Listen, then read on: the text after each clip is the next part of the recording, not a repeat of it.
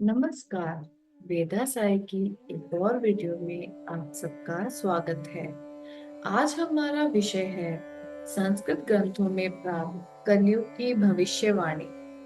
अभी तक जिन विषयों का वर्णन हमने किया है, उन सभी विषयों को विज्ञान के साथ जोड़ा गया है, परंतु आज का विषय ऐसा है जिसे किसी भी प्रमाण की आवश्यकता नहीं है, क्योंकि कहा भी गया है कि प्रत्यक्ष को प्रमाण की क्या आवश्यकता। अर्थात जो हम आज अपने चारों ओर देख रहे हैं, उसे बताने के लिए किसी प्रूफ की कोई जरूरत नहीं है। कलयुग को बताने से पहले युग क्या है, यह जानना जरूरी है।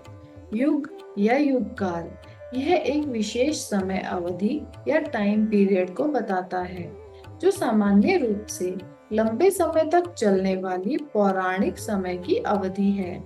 पुराणों में युग को 4 भागों में विभाजित किया गया है, जिसका वर्णन हमें अनेक पुराणों में प्राप्त होता है।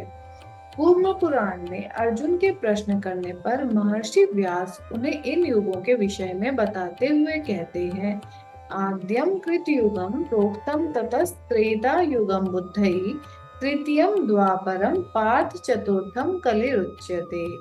सबसे पहले कृतयुग अर्थात सतयुग है, उसके बाद दूसरा त्रेता युग, तीसरा द्वापर युग और चौथा कलयुग कहा गया है। इस प्रकार कलयुग 3 युगों के बाद आने वाला युग है।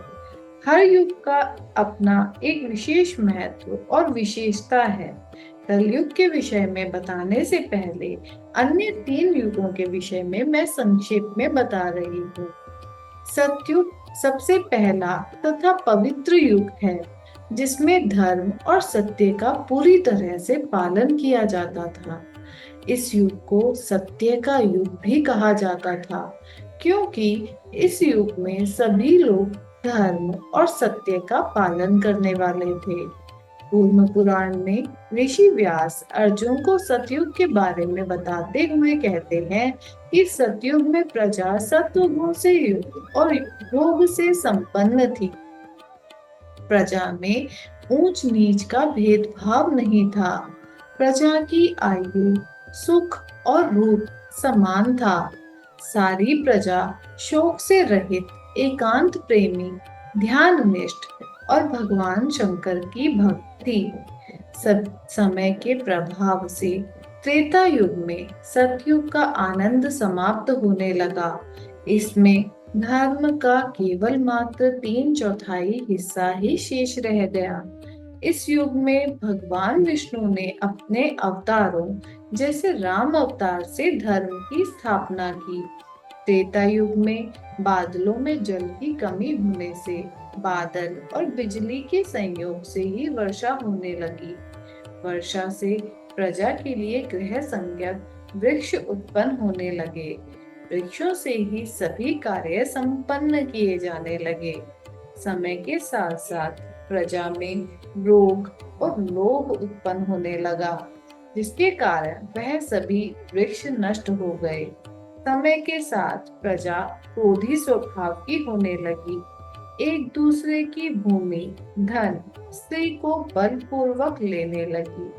तब परमपिता ब्रह्मा जी ने वर्ण व्यवस्था, आश्रम व्यवस्था और पशु हिंसा से रहित यज्ञों की शुरुआत की। इसके पश्चात द्वापर युग का आरंभ हुआ। द्वापर युग में धर्म का केवल आधा हिस्सा ही शेष रह गया। यह महाभारत तथा भगवान कृष्ण का काल कहा जाता है। सतयुग और त्रेता युग में वेद एक ही था, जिसके 4 पाद थे, परंतु द्वापर युग में वेद व्यास जी ने इसे 4 भागों में विभाजित कर दिया। समय के बिना वर्षा, मृत्यु, अनेक रोग तथा मन और शरीर के दुखों से व्यक्ति अत्यधिक दुखी होने लगा। तब मनुष्य कुछ भी करके इस दुख को दूर करना चाहता था, जिससे उसे वैराग्य उत्पन्न हो गया और उसे अपने दोष दिखाई देने लगे। इस प्रकार द्वापर युग में ज्ञान की उत्पत्ति हुई। इसके पश्चात अंतिम युग कलयुग है, कलयुग में धर्म का केवल एक चौथाई हिस्सा ही शेष रह जाता है।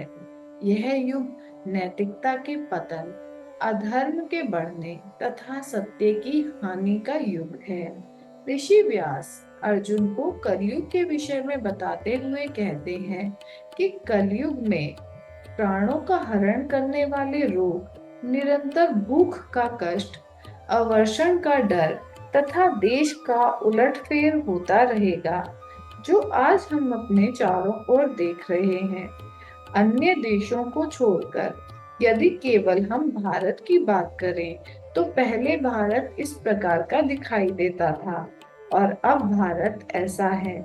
पूर्ण पुराण के साथ साथ लिंग पुराण और ब्रह्मवैवर्त पुराण में भी कलयुग का वर्णन हमें प्राप्त होता है। लिंग पुराण में कहा गया है, कलौ प्रमाद को रोगः सततम शुद्ध भयानि च अनावृष्टि भयं घोरम देशानां च विपर्ययः। अर्थात कलयुग में प्रमाद, रोग, निरंतर भूख का भय, वर्षा न होने का डर तथा देश का विनाश होता रहेगा। इसके साथ साथ लोग वेदों की प्रामाणिकता को स्वीकार नहीं करेंगे तथा धर्म का अधर्म का आचरण करेंगे। मनुष्य धर्म से रहित होकर अनाचार में युक्त होंगे, क्रोधी और मंद बुद्धि वाले होंगे। लिंग पुराण में कहा गया है कि कलयुग में प्रजा मिथ्या भाषण करेगी, मलिन आचार विचार वाली होगी। यह विषय अत्यधिक विस्तृत है, जिसे हम अपनी नेक्स्ट वीडियो में कंटिन्यू करेंगे, जिसमें कलयुग के दोषों का वर्णन करने के साथ साथ उन दोषों से किस प्रकार बचा जाए यह भी बताएंगे। अगर आपको हमारी यह वीडियो अच्छी लगी हो तो वेदासाई चैनल को लाइक, शेयर एंड सब्सक्राइब करें। धन्यवाद।